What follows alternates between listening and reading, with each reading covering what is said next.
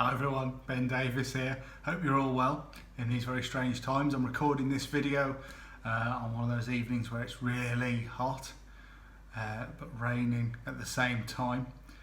Very weird. This whole year's been weird, hasn't it? Anyway, I've got a new book out, as you might be aware. It's called The Soup Movement. I'm quite proud of this one. I think it's a goodie.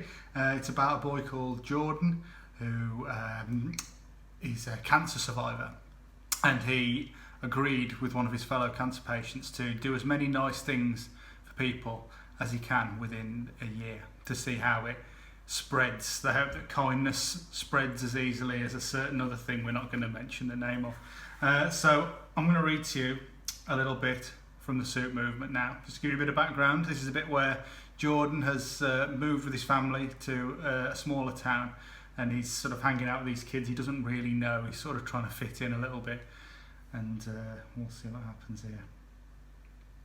Is that what I think it is? It's a tent, says Daria. Will stands up and shields the sun from his eyes. No, not the tent, that thing next to it. I turn around, relieved that the focus is off me, and I think I see what he's talking about. It's about 1/2 metre long with silver edges that glint in the sunlight. Can't be. Will whispers in a voice filled with awe, like he's just uncovered an ancient treasure chest. What are you talking about? Says Imran. Will ignores him and walks over to the tent. He's focused on whatever that thing is. I don't know what it is, but I don't like how excited he is. He holds it aloft, a massive grin on his face. I knew it, he mouths. Oh my God. It's a leg. Okay, not a leg, not a real leg, but a prosthetic one. Must belong to that man in the tent. That explains why Will said he couldn't chase him the other day. Wait, what's he doing? Will's running away. It looks like he's heading for the pond. No, he can't. I don't even think about it. I'm up and chasing him across the park. He looks over his shoulder and shoots me a smug look, but doesn't change course. I can't let this happen. He reaches the water's edge and holds the leg above his head. Before he can throw, I call out to him. He turns around, a little grin playing on the corner of his mouth. Everything all right, Helmet? I shake my head and try to get my breath back. Don't do it. Do what? Says Will. I was just doing some exercise with it, that's all. He tries to look confused, but his mouth's still twisted into that smirk. What did you think I was going to do with it? I thought you were going to throw it in the pond.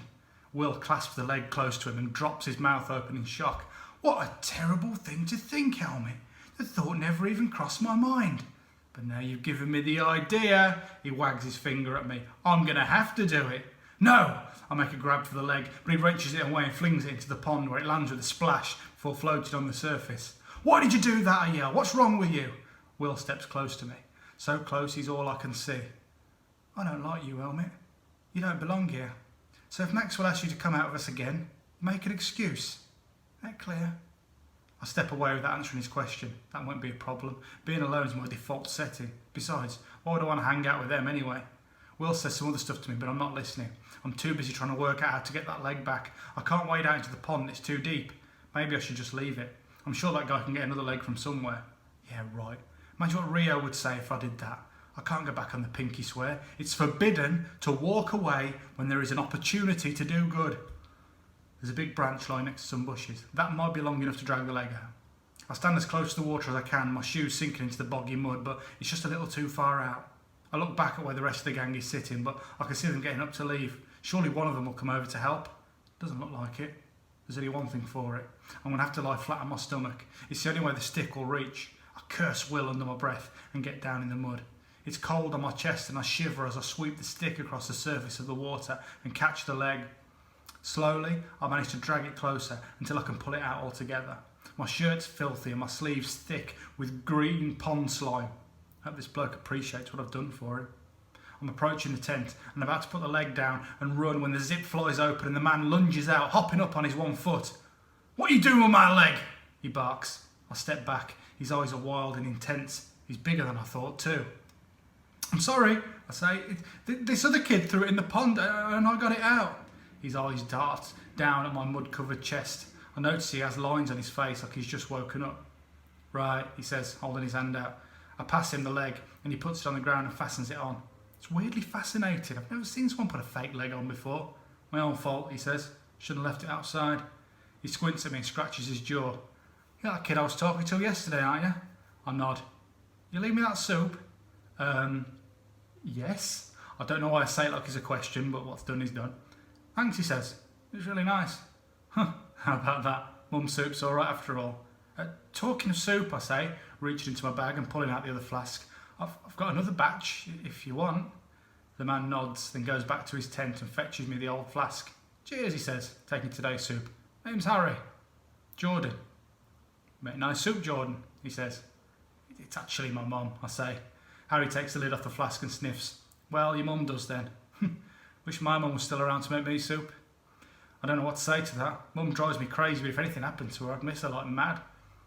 There's other people like me in town, you know, he says.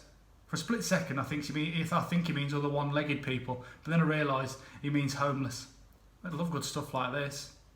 And that's when I get an idea that might be the greatest mitzvah ever.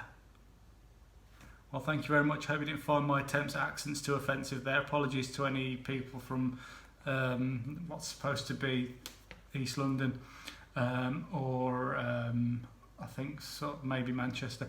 Apologies to anyone who I offended with my attempts at voice acting there. You can see why I write books and don't act. Anyway, it's been lovely. Stay safe.